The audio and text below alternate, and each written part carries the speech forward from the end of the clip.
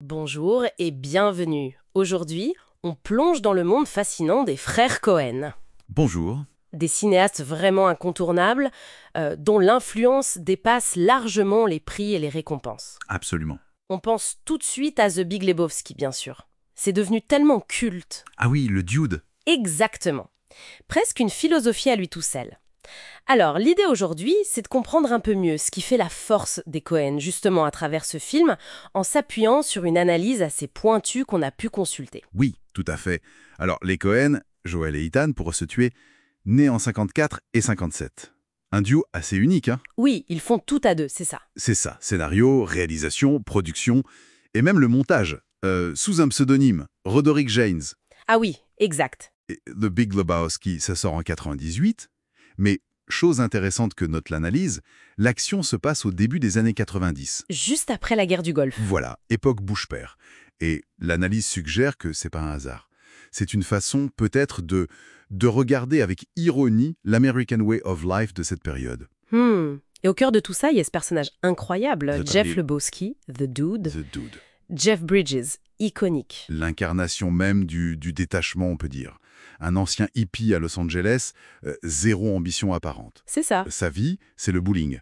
Son tapis. Sans tapis. Très important le tapis. Ah oui. Et suivre le courant, comme il dit. Alors, l'histoire, elle commence comment déjà? C'est un quiproquo, non? Oui, un quiproquo absurde. On le confond avec un autre Lebowski, un millionnaire.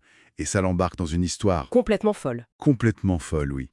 Chantage des nihilistes allemands. Ah, les nihilistes germains. L'Orphienne, Maud Lebowski, l'artiste.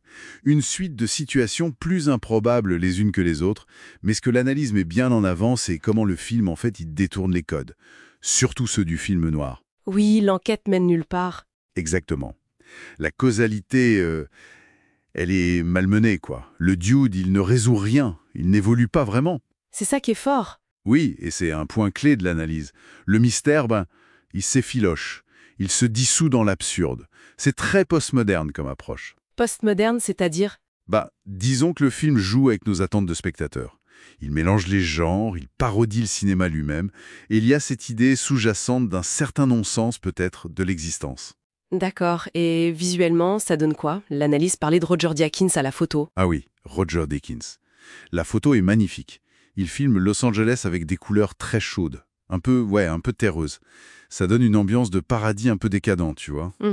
Et les mouvements de caméra sont souvent très fluides, très amples, ce qui contraste de manière assez ironique avec le dude, qui lui est plutôt inerte. C'est vrai. Et cette esthétique très travaillée, elle sert bien les thèmes chers au Cohen, que l'analyse dégage bien. Le hasard, l'absurdité de tout. Oui.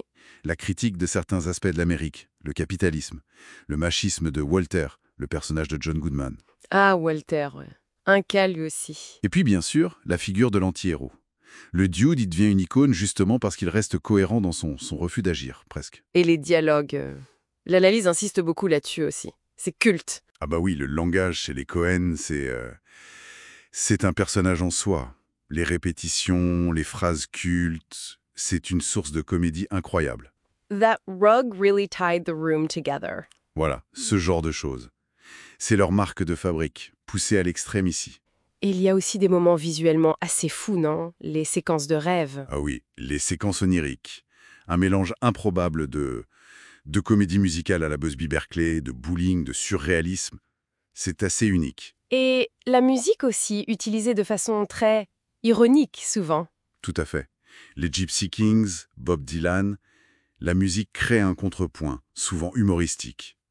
Ce mélange des genres, films noirs, comédie, western même parfois, c'est ça qui rend The Big Lebowski si inclassable. Et pourtant, à sa sortie, l'accueil a été mitigé, si j'ai bien compris l'analyse. Oui, c'est à fait fascinant. Après le succès critique et public de Fargo, beaucoup de critiques étaient un peu décontenancés. Ils trouvaient ça mineur, une simple farce. C'est fou quand on voit ce que c'est devenu. Exactement. Progressivement, c'est devenu un phénomène. Les Lebowski Fest où les gens viennent déguisés. Le dudisme. Le dudisme, cette philosophie de vie un peu informelle. Et même le monde académique s'y est mis sérieusement. On trouve des analyses sur son postmodernisme, sur la masculinité. Incroyable. Quel héritage finalement? L'analyse, dit que ça a ouvert la voie à un certain type de comédie. Oui, ça a légitimé la comédie culte, celle qui repose sur des personnages marginaux mais magnétiques. On sent son influence, je pense, dans des films comme Inherent Vice de P.T. Anderson. Ah oui, bonne comparaison. Ou même dans certaines séries, genre Atlanta ou Barry, qui jouent aussi sur l'absurde et les anti-héros. Et pour les Coen, ça a vraiment cristallisé ce style très particulier, ironie, humour noir, mais avec une tendresse cachée pour les perdants magnifiques. Donc en résumé, l'importance des Coen et de ce film en particulier. L'analyse le dit bien, c'est leur capacité à réinventer les genres, tout en explorant l'absurdité du monde. The Big Lebowski, c'est peut-être la quintessence de ça. Un monde où les idéologies sont un peu dissoutes et où il faut juste continuer à rouler, comme dit le narrateur cowboy à la fin. Keep on rolling. Et le Dude, finalement, il incarne ça. Cette acceptation du chaos, le détachement, le plaisir simple des choses, l'amitié. C'est une sorte de célébration de celui qui choisit de ralentir dans un monde qui va à 1000 à l'heure. C'est exactement ça. C'est plus qu'une comédie, c'est presque un petit manifeste existentiel, une voix donnée aux inadaptés. Et ça nous laisse peut-être avec une question soulevée par l'analyse. Quelle place on laisse, nous, dans notre société actuelle si obsédée par l'efficacité, par le résultat?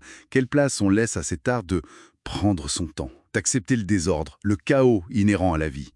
C'est une bonne question, je trouve.